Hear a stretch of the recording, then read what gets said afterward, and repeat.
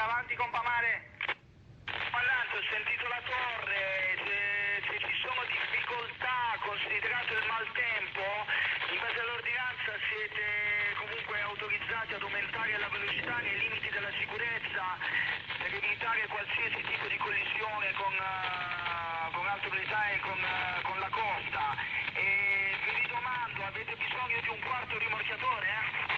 Siamo a posto col Costa, al momento il vento è sceso e al momento tutto tranquillo per il momento. Comunque manteniamo una velocità leggermente più alta per un governo migliore, visto che comunque c'è ancora vento.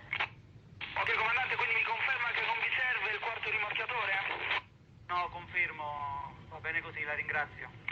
Se a voi vi monitoriamo dei sistemi, per qualsiasi cosa contattateci subito, grazie.